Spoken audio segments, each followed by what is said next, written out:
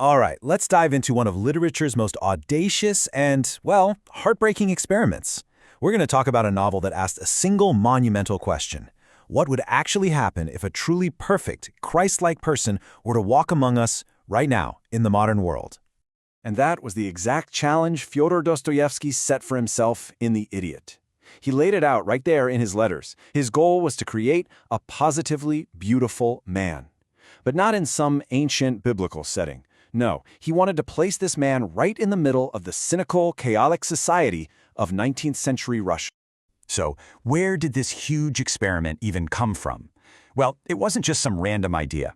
To really get a handle on The Idiot, you've got to look at the novel Dostoevsky wrote right before it, because this book was a direct, and I mean radical, response to his own previous work. He had just dragged us through the absolute depths of human darkness with crime and punishment, right? He created this character, Raskolnikov, who was completely consumed by guilt and this idea that he could somehow exist above good and evil. So now Dostoevsky decides to do the complete opposite. He swung the pendulum all the way from a man drowning in sin to a saint who was drowning in a sinful world. And so, let's meet our subject, Prince Lev Nikolaevich Myshkin. He's this young nobleman, and he's just returned to Russia after spending years in a Swiss sanatorium for epilepsy. He shows up in St. Petersburg with basically nothing. No money, no connections, just a little bundle of his belongings, and a heart that is completely, and as we'll see, dangerously open. Okay, so this is the question, right? The title itself presents the central paradox of the whole story. It's provocative, and it's absolutely meant to be. Right away, Dostoevsky is forcing us, the readers, to question our own definitions of what's smart and what's foolish. You see, back then, that word carried this really powerful double meaning. On one hand, yeah, it was a clinical term, a direct reference to Myshkin's illness.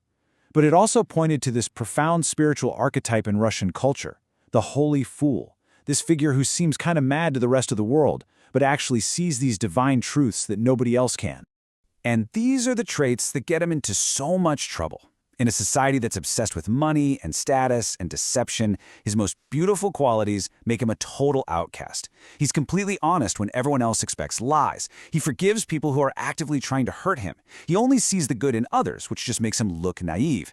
Simply put, he doesn't play their games, and his compassion is seen as this profound weakness. So Dostoevsky's experiment wasn't just about creating this perfect guy. Oh no.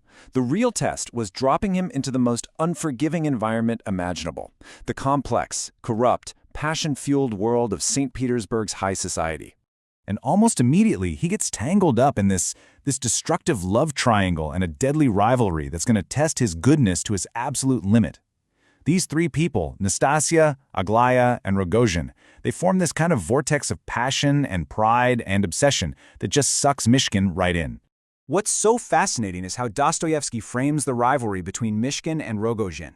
They're basically presented as light and darkness, two sides of the same coin. They even exchange crosses and become spiritual brothers, which is a big deal in the Russian Orthodox tradition. This act binds them together forever, even as their completely opposite ways of loving the same woman, one compassionate, the other possessive, sets them on a collision course. And this scene just brilliantly illustrates the novel's spiritual crisis. When Myshkin visits Rogozhin's dark, gloomy house, he sees a copy of a painting, Hans Holbein's The Body of the Dead Christ in the Tomb. It is brutally realistic. It's a corpse with greening flesh and lifeless eyes, and it forces this terrifying question: if this is what death really looks like, how can anyone possibly believe in resurrection? So, what's the result of this grand experiment? What happens when this embodiment of pure goodness confronts a broken world that either can't or just plain won't understand him? The outcome is, well, it's just devastating. Myshkin can't save the people he loves. In this tragic, awful irony, his perfect empathy, his attempts to rescue them with pure compassion, it actually pushes them further toward their own doom. In a world that's not ready for it, his goodness becomes a destructive force. The climax just unfolds like this catastrophic chain reaction. On his wedding day, Nastasya flees because she's convinced she's too damaged for his pure love and will only ruin him. She literally runs from her own salvation and straight into the arms of Rogozhin, who, in a fit of passion, murders her. This leaves the two spiritual brothers, the light and the shadow, to confront the tragic result of their opposing loves together. And the shock of this event, of finding Nastasya's body and then consoling her murderer, is just too much for his sensitive soul to handle. The goodness that was his greatest strength is finally and totally broken. And this is the final, crushing tragedy of the experiment.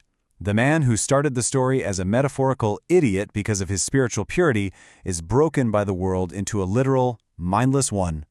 The novel's provocative title becomes a prophecy that's tragically fulfilled. So what does this tragic outcome tell us about Dostoevsky's vision? I mean, what's the final conclusion of this whole failed experiment? It seems pretty clear that the world just could not handle the beautiful soul that was placed inside it. Like a foreign organism, Myshkin's goodness was attacked and, in the end, completely rejected by the system he entered. But, and this is so important, the novel is not a rejection of goodness, not at all.